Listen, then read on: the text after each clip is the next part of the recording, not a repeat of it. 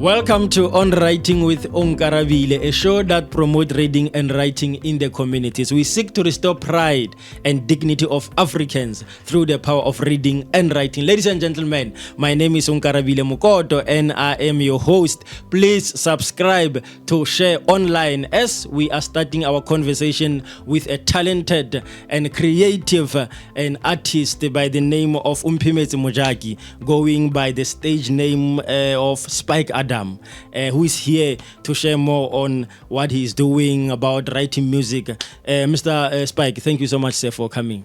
Thank you for having me. It's Yes. pleasure. Yeah. Spike Adam, where does that name come from? Spike Adam. Well, it's a long story, right? In grade 8, right? So I come from a primary school where I was the only one. So in high school at grade 8, everybody has to come there wearing their primary school uniform, So everybody started clicking and grouping up, So I had dreads at the time. So Umpimete, so my nickname Kipi. Oh, Naturally. okay. All right. Now Yeah. I see. So let's talk about writing music. The journey of writing music. When did it begin? It began the first time I actually wrote music properly. I think it was when I was in grade 5. So I was 11 years old, 10 years Is it? old. Yeah. So we had a small group, really chose me, and then I wanted to be like the main guy, So I was like the lead. Oh, okay. Yeah. And then when did you start, deciding that now I'm gonna take it serious now? I want to be professional now. Professionally, I'd say the first spark came when I was still at the same time, right? Grade 5 when I was 10 years old. My first performance was then, so I was performing around. It was like a talent show. Then the judges were like, no, that's actually very good. What we need from you is to perform that exact same. I was rapping the school song. Oh, So when I rapped the yeah. school song, they were like, there was some concert for the grade 7s, So they said I must open the whole concert with the school song, but being rapped. Oh, all right. So after that, I got like a lot of, popularity. People started talking about me, And it's like, oh, you're in grade 5 performing at the grade 7 concert, So from there on out, I was like, what, this could actually be a real thing. Exactly. Yeah. Let's talk about the genre that you are in. It's hip hop, right? Yes, sir. Hip hop. It is known like as a music that sometimes people swear when they sing. So let's talk about writing music that is educational. Do you write music that is educational, or you also write the ones that we normally know, or that that you're exposed to, that people will swear and stuff like that? Oh, I'm actually glad that you asked that question. So with me specifically, right, it's a mix. So for being commercially viable, you would have to sometimes do one of those things, for events. They call them club banger. Okay. Yeah, so for the club banger, you'd have to maybe make something like that, But then, so when you make albums, right, usually there's those club bangers somewhere in between. And then towards the end of the album, that's where you actually have meaningful content, Oh, So okay. I But what is do a bit of both. what is the purpose of the club bang? So this club bang. What is the Yes, purpose sir. of that? So a club banger is basically there to promote your name, get you the bookings, the gigs, get you out there, that. So, the so if clout. you don't have it, you can't get that like bookings and your brand, building a brand and stuff when you don't have the club banging. So it accelerates it. That's the thing. So you can be authentic to your music, but it might take a while longer for you to actually get there. So with the club banger, overnight, people are calling you, everybody wants you, they want a piece of you. So it actually accelerates the marketing process, basically. Oh, okay. Yeah. So, but what do you think about, maybe not only when it comes to hip hop, other music genres where people just sing without, when you listen to the song, you don't really get what the song is saying. Someone will just look at the camera now and starting a song, and the song goes to social media, is trending, and we have camera challenge, dance, What do you think about that? Yo, I think it's also, energy. Okay. Energy doesn't lie. Sometimes just something that's genuine will go far. So even if you do make something that's authentic or something, the camera challenge. Yeah. If people can relate to the energy, it's gone. Like it's gone. It's going. The charts are moving like this. But do you think it's important to also write educational music where, for example, as a young person, there are other young people that are looking up to you? Do you think it's important that you write music that will inspire them, that will educate? Do you think it's It's important? crucial, because at the end of the day, they listen to the music and then they imitate what they hear in the music. Exactly. And then you also, Kamo, you posting, you showing your life, you living that life. So it's crucial. Basically, for me, I'd say that a lot of majority of society is formed by our idols, the people, as kids we look up to. And when you look up to the wrong people, the life implications are dire, Yeah, actually. exactly. Because now at this point, Exactly. you idolizing a gangster who raps about gangsterism, who is on legitimate sources that say, like, maybe you go to the website, the South African Police Service. Well, Mona, he's wanted. You're like, wow, Yeah. him, Yeah. So So talking about idols and models, where do you draw your inspiration from? Do you have some, those established artists that you are looking up to who are maybe mentoring you? As for mentors, I really don't have mentors per se because, everyone's broad. I look at everybody who does their thing and I'm like, wow, that's dope. I could learn something here. I could learn something there, But then when it comes to inspirations, a lot of the people that I inspire to are, USA rappers. Okay. But then okay. South African wise, I'd say AKA, definitely. Oh, yeah. The late great Super Mega, he actually set the foundation for modern rappers. If we say what does a modern rapper look like, we can always point back to that guy, Also character-wise, he did a lot of things that showed you that, you don't have to do things for the sake of publicity, be really, really authentic to yourself. But then most of it, right, I'd say it comes from, because I aspired this from a young age, 10 years old, looking at the rappers on TV. So I'd also say myself, I'd say I draw to myself for inspirational purposes, for inspiration in general. Okay. Because Alright. I look at maybe a Nasty C or a, R.I.P. Ricky Rig. I look at those people and I'm like, wow, that was a dope song. But he could have said this differently. Could have said that differently. Then I'm like, you know what? I think I should be the person to fill that gap. You know what I'm saying? I mean, you spoke about the US rappers and you also talk about the late AKA. Late great. Yeah, great, yes. Super. And you said AKA. so the language that you use to write music is English, right? Yes, sir. Why did you choose to, as an African? I mean, I have seen a lot of rappers, nowadays trending, singing with their own mother tongue, So why did you decide, to go for English and maybe not your mother tongue? Funny enough, I actually mostly speak English. Oh, is it? Yeah, even at home. Oh, okay. From Pretoria, Montana. It's like a small little area there in the north, Pretoria northeast.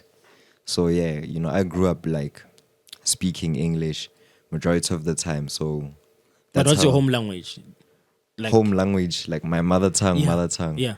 So this is actually a crazy story. My dad is like 50% Ndebele, which comes from his father. So basically, my mother tongue should be Ndebele, but Okay, then because okay. I'm Ndebele by tradition. Yeah. But then I know Tswana, I speak Tswana, I identify as a Tswana man. Okay. So why didn't you sing Tswana? That's my question. Or you're not that fluent when it comes to Tswana. Yo, kaitoma. Okay, Like hard okay, even, like it's okay. bad. Okay. But are I you think maybe I haven't been exposed to that side of life enough. I've just been exposed to, where I grew up, the, Model C schools and whatnot. So I know that life. That's the life I really like. That's all I know. No, it makes sense. So, but are you maybe thinking or maybe planning or maybe having that desire that one day maybe you can just have one song, with Tswana or Ndebele, do you have any maybe thought of that? Have you thought about that? Nah, I feel you. Funny enough, right? So called Black Lawone, right? One of the band members plays the saxophone, Agazi. He was like, he listened to my music because I'm always like, if I see you doing your thing, I want you to go listen to my music. Like, yo, what's missing? what's missing. So a lot of the guys, they're like, nah, everything's cool. Maybe just work on quality and whatnot. So he actually told me, like, find that identity. Go back to your roots. Go back to where you come from. Go mama, go papa. Just look around. So yeah, in essence, I do aspire to make a Tswana. Well, I don't know Tswana per se, but something more vernac. Something that's more rooted in our culture. Where we come from. Something that screams South No, I get you. And some of your peers, like your colleague when it comes to music industry, what type of language do they use mostly? The ones that you are maybe close to, that you guys, The people that I'm close to right now, they also rap in English, But then now that I'm diverse, I feel like, I started in Montana, I like calling myself, I'm the biggest artist in Montana. Oh, okay. I'm the president. Oh, yeah. Okay, nice. Yeah. That's nice. So when I do everything representing where I come from, and everybody who, in essence, Kibashileng, So now when I'm outside, I see people are very diverse. Like I met this other girl. She makes music, ka short. Oh, okay. Yeah. So I'm like, wow, that's dope. There's people who do their songs ka Zulu, Swati. So yeah, a lot of the people out there, my peers, on the level that I'm operating right now, I'd say they really tuned into their roots. And maybe sometimes you guys can feature each other, in your song. Then you have a Sotho percent, Tswana, and then English. I really want that. Yeah, I really want that be because my strong point, I won't lie, I rap in English. So to have other people who their strong points are your absolute weakest points, like it's like the best thing. That's where you actually create like this synergy that creates something beautiful. Now there is a song that you wrote, that talks about prayer for my life, right? Yeah, praying for my life. Which when I read that song, or when you sent me that song, I saw it as an educational, not the one of the club bang. Yeah. So I mean, in 2 minutes we are gonna go for a short break. But can you just maybe just say some few words of that song, and maybe after that then you'll just let us know what inspired you to write that song. Okay, so the song goes, my verse, right? It starts with, I drop a status post from the smoke like Houdini shows. Ish, they don't really know how I roll, riding easy boat, tidal waves ain't easy flows.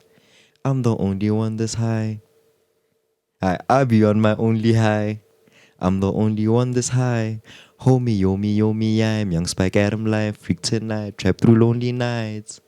Yeah. Nice. So what inspired you? What inspired you to write that song? Actually, my sound engineer, right, Jody Zere, he sent the song with his part on it already, So as I was listening to it, I'm like, wow, this is like authentic. Because sometimes Lena, he usually makes, club bang. He makes songs just so that, and his numbers can go up, 30,000. Okay. Dropped the song the other day, like in 2 hours, like 3,000 views. So I was like, okay, that's the kind of music he makes. So when I was listening to this, I can hear now he's actually serious about, actually sending the message. Oh, okay, Yeah. okay. And normally, So- when is the best time for you to write music? When is the best time for you to write music? Anytime. When inspiration hits. Because then that song, it chilled for a while in the vault, And then after some time, when I actually, because, before I write something, I have to feel it. Like, Tanzung in English, they said bruise. Tanzung Okay. Then once it's ready, then I can serve it, So do you sometimes dish it out? even wake up, during the night and write song, or Yeah, it does happen? a lot. Doesn't matter. Even now, I might after this break, just take my notebook. Oh, be okay. Soweto, Dobsonville, Yeah. something might come up. Oh, okay. Yeah. No, that's why I said in the beginning, creative. We are having a creative and talented artist here on the studio. Shout out, No, shout out. let's just go for a short break, Mr. Spike Adam, and then when we come back, we are just going to continue with our conversation. Nah. Ladies and gentlemen, we will be back shortly. We are just going to take a short break. Some high tea. Yes. The Creative Corner with Nolu. a cozy and inspiring show that features interviews with artists, showcases their work, challenges, and successes. Every Tuesday at 2 p.m. only on Share Radio. Tune in live on Facebook, YouTube, and TikTok. This is Share Radio. Welcome back to On Writing with Onkarabile, a show that aims to promote reading and writing in the communities. We are still having Spike Adam, who is an talented and creative artist, and we are discussing writing music, educational music. We spoke a lot, before break. Now I want to ask you this question, and I think you have seen it, obviously, as an artist. The issue of artists being ripped off, by those big companies. What's your take on that? My take on that is, these big companies found a way to legally rip you off. So then it's okay, once you put your signature on the contract. But then, just because something is legal doesn't make it ethical. So it's not right just because, the government doesn't recognize that as something wrong. So my take on that is, it's sad. It's very sad. People put their life's work, their passion, and a lot of people, they come into this, they're just really passionate about this. They're not briefed on, the legislations behind music. So my take is that, for everyone out there who's listening, fight back legally. There's loopholes, get yourself a lawyer if you can. If you can't afford a lawyer, read up. It's important that you know what's going on. Because they're going to come at you, trying to rip you off legally. You're going to have to fight back legally, So, like you, are you also under a certain big recording company, or are you on your own? Right now, we're operating independently. Spike Adam is actually a registered company. So, under me, there's the sound engineer who also makes the beats and everything, the videographer, the graphic designer who makes digital art, and the manager, who sorts out all the operations. And then for legislative purposes, for online, to get my music on all platforms, and my online presence so that you can Google Spike Adam. Mm-hmm. I'm with DistroKids, so you'll always have to have a distributor. But it's really, really important, guys. Read these contracts. These contracts can tell you that, you get 100% of your royalties.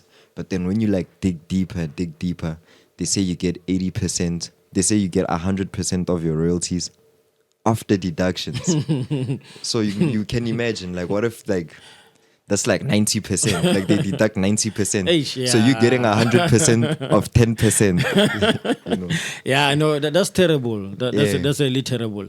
Even in physical spaces, not just digital, you can find that more too. There was a guy who was impersonating me for a while, going around performing my songs and everything. I'd go to these performances. People would be like, yo, you Spike Adam. Oh yeah, you were performing at this event, right? And I'm like, no. And then it became a serious problem when it was more than 8 people who came saying, no, they saw me at that event. They saw me, I was performing. I was like, no. So I had to also get the physical part of my legislations, royalties, getting legal protection to protect myself, physically. Registering with SAMRO, RISA. Yeah. Those things are very important, guys. Hey, Joe,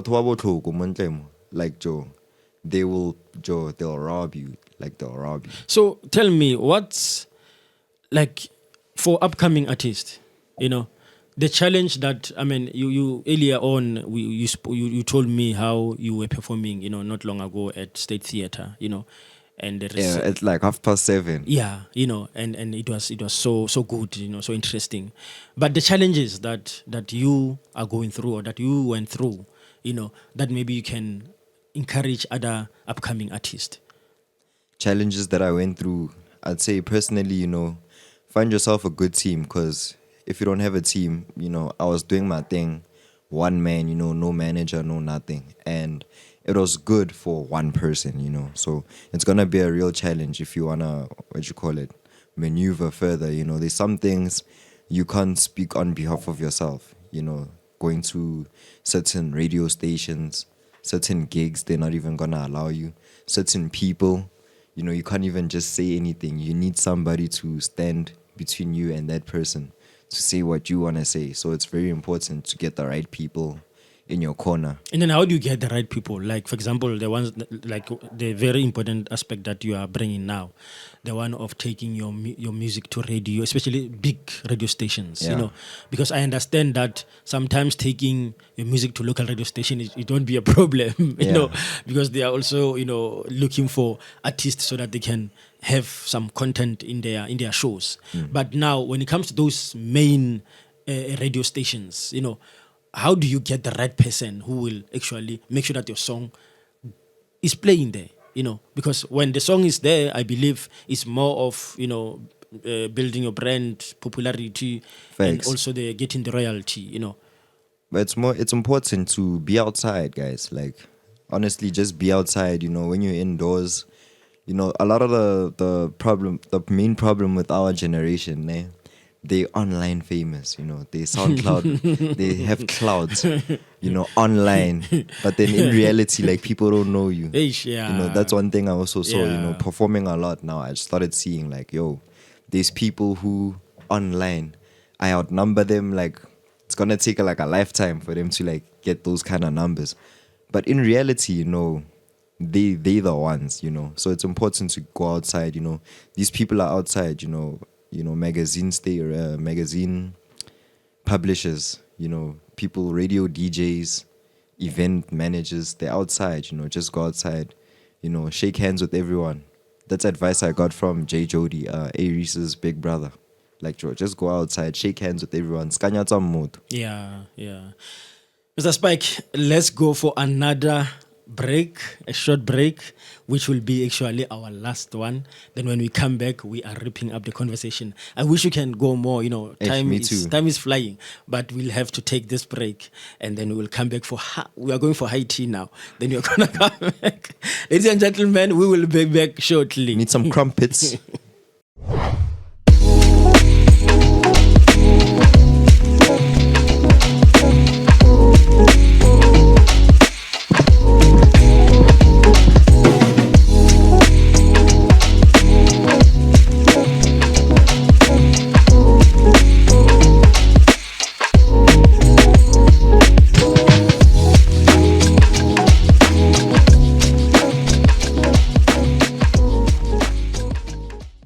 Welcome back to On Writing with Onkarabile, a show that aims to promote reading and writing in the communities.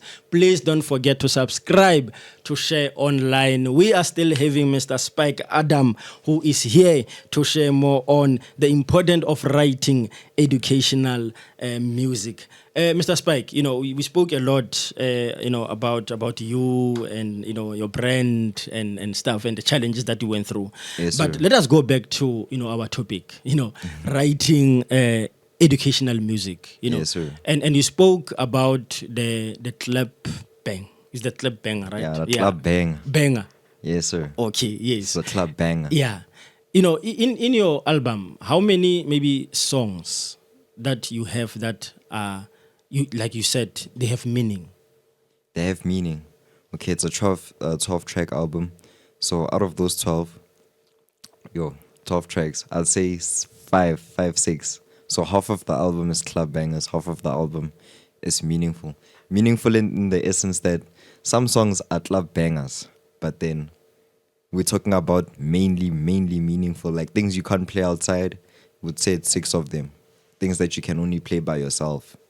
Oh, okay. So, but you said those ones you are doing it to get gigs, right? The club bangers. You are doing it to get bookings and gigs, right? I don't do it for that. It's part of the lifestyle. Gotta rap about your life. If you're not Okay. rapping about your life, then it's cap. You fake. Nobody Okay. can look up to you. Okay. So yeah, I try to like put my life in a way that people can still jam to it. Yeah, but if it's like that, then it's educational, isn't it? It's still educational, yes. Yeah. But then why will you not want to maybe perform to the crowd if it's like that? So the ones that are like club bangers, but then are still like about my life, I don't call them educational in the sense that these other ones build people. These ones are not gonna build you. It's just for the vibes, just gonna, drink and have fun to these songs. It's just for like the moment. You can enjoy it, But these ones are the ones where you can actually get the gems, how to like move forward in life, how to, there's certain situations that are uncomfortable, for young artists, maybe also, as a young man, there's gonna be situations where you need to learn how to, maneuver. So these ones are the ones that are gonna help you. Okay, so do you have maybe other, I will say mentee, or artists that are looking up to you, where maybe they have come and ask you advice, and maybe you sit down with them, and just advising them on how to write the proper music? Yeah, daily, especially back home, because they're looking at me. It's in a way where if this music stuff has to work out, they have to see it through me. So they're always coming to me for advice. Yo, we saw you did this. How do you get this? Yo, can you please put us on this, gig and whatnot? And I'm like, yo, I can't put you on, but I can give you the keys so you know how to do it, all those things. So all the time, daily. So in future, are you maybe planning to have some outreach where maybe you go to communities, especially young people, you go to communities, and maybe just to have some seminars, workshops where you teach them, about music, especially on writing, because I'm concerned about writing educational music. As I've said to you earlier that, I have seen, a lot of songs trending, but when you listen to the music, you don't really. There's no substance. Yeah, you understand. Yeah. And people have said, when you look at those old musicians, 1980s, 1970s, they will say those are the people that wrote educational music, But nowadays, Facts. They did, though. Yeah, you understand. Nowadays, people are just writing music for fame, they're just singing, just, to trend and for money, Yeah. So are you planning maybe in future to go and have some outreach where you inspire such young people? For days, because it's important. These things, they shape, communities and society as a whole, Like I said before, these listening to certain kind of music and taking the advice that music has specific life implications that follow with it. So it's dire, like it's really, really important that you can actually help people, move in the right direction. So in future, there's a guy who does, he owns a music school, DJ school. You learn how to DJ, mix for real. So yeah, with him, I wanna partner up and just go around talking to people, talking to the young ones, who are trying to like get a leg in, a foot in, so that they know like, okay, guys, it's like this, but there's a right way to do this thing, because it's sad. A lot of people are doing this because of I'd say low self-esteem. They'll do anything for a viral moment. Yeah, and the issue that I personally had with hip hop, that is why I said to you, the stigma that is there about hip hop music is that hip hop music is all about swearing. Thanks. Yeah. Thanks. So that's why I was asking you of saying, okay, why will people swear? When they have to write music about hip hop, and when you look at other genre, obviously when you speak about gospel, then we know that gospel music, obviously, it's going to be educational or inspiring. But when it comes to hip hop, then what do you think? What can be done to actually get rid of that stigma that hip hop is not about swearing? It's not about writing music that is swearing.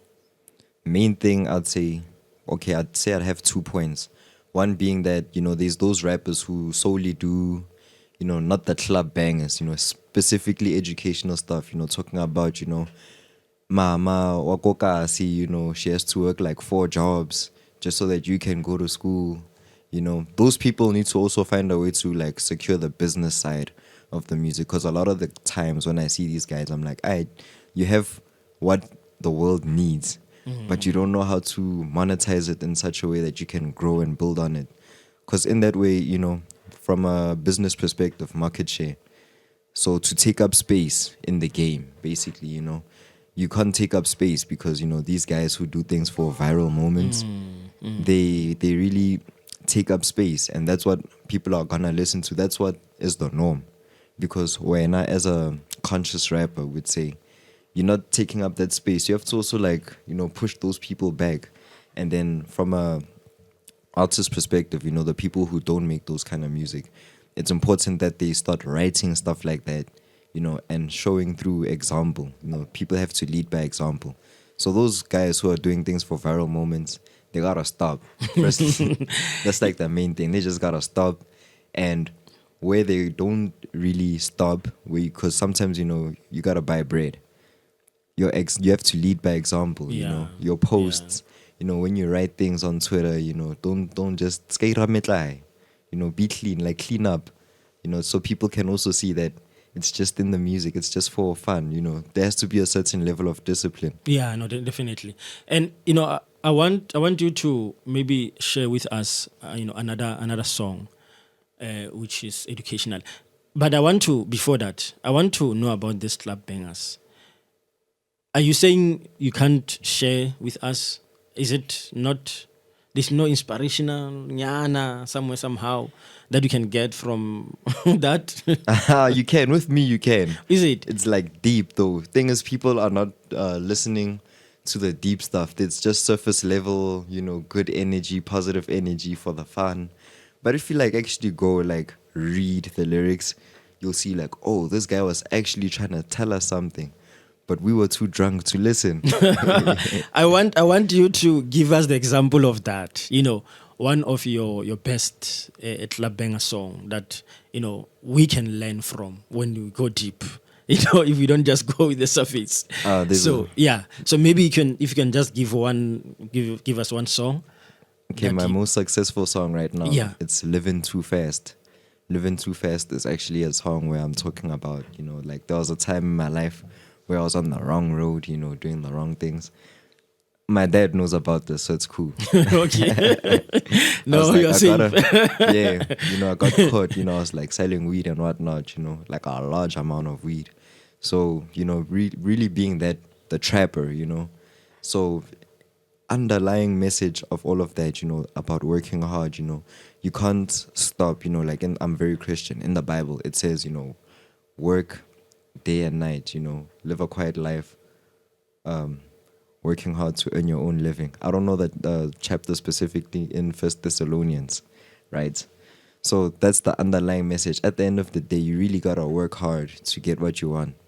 The right way, Don't go selling bricks. Okay, now I want you to rap just few in lines, of that song because you just explained it now.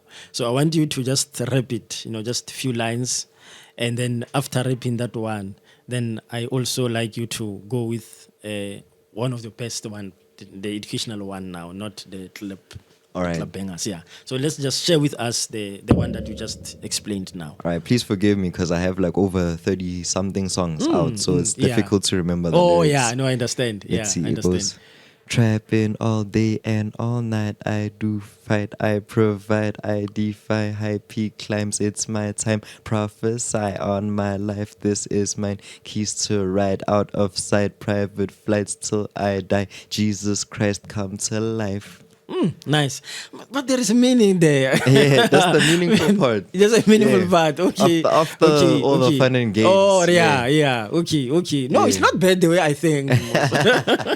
Oh, I gave off the impression Yeah, no. This guy came with guns to the studio. Yeah, no. Okay, and then maybe the last one that now those educational ones now. Okay, let me try thinking of it. Anyone that you can remember. Some song called Tragic, right? Okay. I released it during COVID. On WhatsApp. It wasn't out now, but then now it's out on platforms. It goes, what did I say? Tragic. You started off nice with the dream that's so bright and you saw it's overpriced, but it ended up in ashes. Tragic. And now on some part I'm like, what? I'm not capping. The richest of them all make you build your own caskets. Oh, that song is heavy. No, you know your story. You know your story, Mr. Spike Adam. Talking about basically, rich people in the world, capitalism, how they control everything from the top. And then they make you work for crumbs, but they're actually making you build your own caskets. And then, shaping society in such a way that, with the influence of these club banger rappers, there was some part, what was I saying? New Mac Jackson. You bought gang, this is all your money, so don't spend it on the hottest clothes. Something like that. This is all the money. yeah, this is all that you guys don't have money to eat, so don't spend it on your hottest clothes. You know, just talking about also like how society is based, you know, like people come from like very, very desperate backgrounds, you know, desperate situations. So for a woman, we call them, you know, promiscuous. You know, I don't know if I'm allowed to swear on the channel. No, you're not swearing. It's the word that is being used. Yes, you know, HOEs. You know what I'm saying? So, and it's really not the case. You know, this girl is from a very desperate situation, and with the amount of knowledge provided to her, this is the only way she knows how to go. And then, so man, don't look at all women who are being so promiscuous as actually being that. You know, you have to look beyond the surface level and actually read the book, not just look at the cover. You know, don't quit your job yet. Don't quit your... Yeah, that's a nice title. Yeah, you know, so there's that. And then women, you know, men also have these situations that they come from. So don't expect a guy to come and buy you clothes and whatnot, but you guys don't have money for food, you know.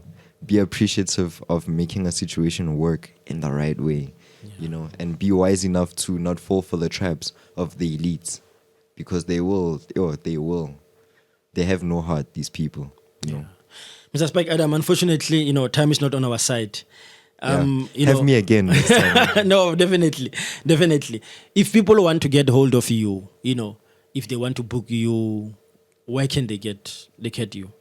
So for bookings, you can hit me up at adamlife300@gmail.com. Adamlife like this, you know, LYF being life, adamlife300@gmail.com, or hit me up on my phone number 068-106-3715.